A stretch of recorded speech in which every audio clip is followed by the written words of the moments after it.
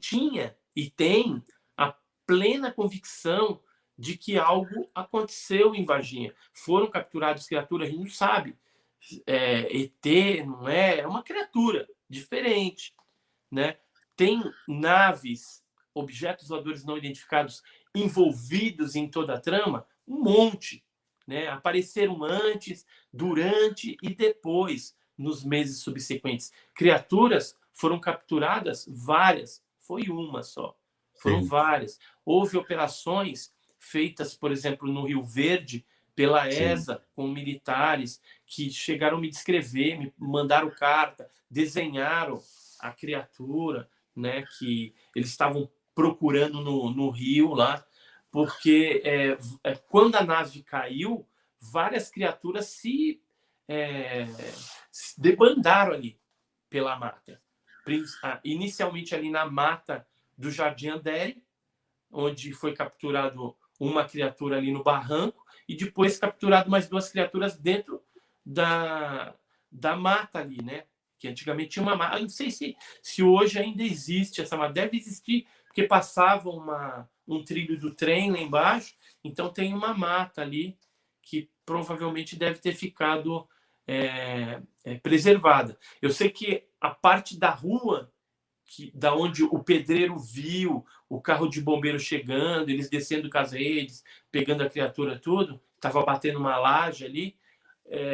Essa rua não existe mais, porque cresceu o bairro do Jardim Andere, então desconfigurou. A última vez que eu tive lá com uma equipe de televisão japonesa para falar a respeito do caso, tudo, a gente foi até esse local, mas aí estava totalmente diferente das fotos. Esse aqui é o barranco, ó, que foi capturada a primeira criatura. Sim. Esse é o barranco aí. E nesse local era uma estrada que tinha, que o barro estava em pleno desenvolvimento ali. Eu tenho umas fotos aqui também, ó. Eu com o Birajara Franco Rodrigues, Sim. que é o pesquisador principal do Sim. caso. Isso aqui foi quando o John Mack, que é um psiquiatra da Universidade de Harvard, esteve lá investigando as meninas dentro do ponto de vista clínico, para ver se elas não estavam mentindo, se realmente tinham experienciado uma experiência traumática.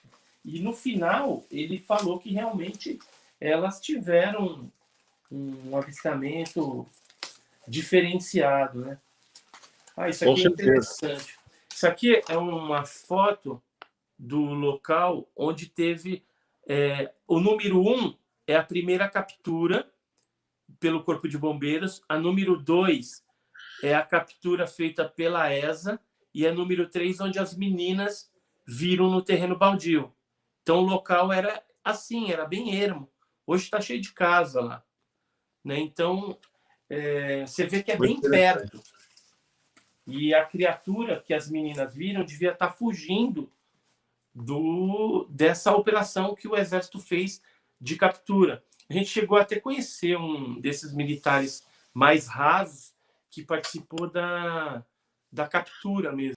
E, inclusive, para revelar para a imprensa a tentativa de suborno que a dona Luísa, que é a mãe da Valkyrie e da Liliane, sofreram daqueles homens de preto lá, né? Que tentaram oferecer grana para elas irem numa televisão, eles iriam instruir elas o que elas iam falar para desmentir o caso. Ou seja, aí botava pano quente e ninguém falava mais nada. Então, o que aconteceu nesse dia 4 de maio de 96? Além dessas revelações e tudo mais, a imprensa toda lá em peso, um dos militares, amigo do Vittorio Pacatini, resolveu falar. Então, eles pegaram e o Pacatini, discretamente, não podia pegar nenhum de nós do grupo dos 7 e resolveu pegar uma pessoa que ele tinha acabado de conhecer também, que era o Marco Antônio Petit, para operar a câmera, né? E aí os dois foram para a casa do Birajara, não a casa onde ele mora, acho que era a casa dos pais dele, se não me falha a memória. E lá eles montou o tripé, tudo, trouxe o cara, pegou na rodoviária, e lá o Marco Antônio Petit foi apenas o piloto da câmera filmador, enquanto o Vittorio Pacatini fazia as perguntas, perguntava tal. E aí esse militar falou sobre detalhes do transporte dessa criatura, o que ele viu dentro do Hospital Humanitas, porque eles fizeram uma operação para retirar pela porta lateral do Humanitas essa criatura que estava dentro de um caixãozinho, aparentemente estava morta, né? Pelo menos que ele viu ali, devia estar morta. Tinha vários médicos, tinha militares à paisana filmando com handcam também. Em um certo momento, ele puxou, o médico, né, puxou com uma pinça um negócio preto e bifurcado, parecendo, podia ser uma língua, uma fita de medir putrefação, sei lá, alguma coisa, que ele puxou aquilo assim, quando soltou, ela enrolou para dentro. E quando esse militar, o cabo Vassalo, chegou lá, e Sargento Pedrosa, essa turma aí, eles viram essa criatura no caixão. Até ele chegou a brincar, né? Na fita tá escrito isso. Falou assim, pô, vocês me trouxeram aqui para ver essa coisa queimada, tinha um cheiro diferente, ruim. E depois que ele viu que aquilo ali não era uma pessoa queimada, era algo diferente. Aí, depois que os médicos fizeram o que tinha que fazer ali, eles botaram a tampa do caixão em cima, aborboletaram, colocaram um saco preto, né, aquele caixãozinho dentro do saco preto, colocaram dentro do caminhão da ESA, aqueles caminhão de tropa de lona camuflada, né, modelo 1418 da ESA lá, aí colocaram lá dentro, voltaram para a Automaco, que era uma empresa ali que faz balanceamento dos caminhões. Tinha mais 2 caminhões ali, que ele não sabe o que foi fazer, se pegou alguma outra coisa ou não, porque eles não podem ficar conversando o que fez, né? Alguns que deram depoimento, a gente sabe o que aconteceu.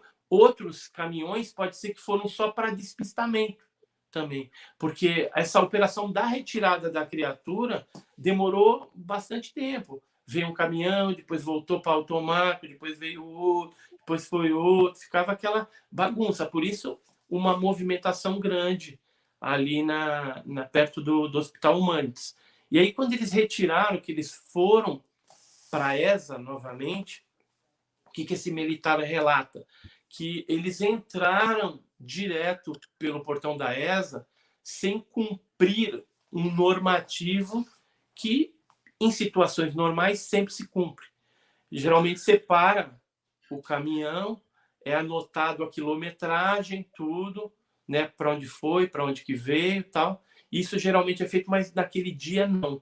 Vai para o hangar tal, e lá foi pedido para que eles, os motoristas, né, dos caminhões, encostassem o caminhão na parede, para não ter nem como tirar aquela carga de lá de dentro do caminhão. E esses motoristas cumpriram isso. Eu conheci um dos soldados que ficou de sentinela, guardando, inclusive ele tatuou um ET no braço depois, né? E esse daí eu tive uma oportunidade que foi interessante. A minha esposa, ela trabalha na parte da tesouraria, né? Da parte financeira, de uma oficina do irmão dela, de carro, né?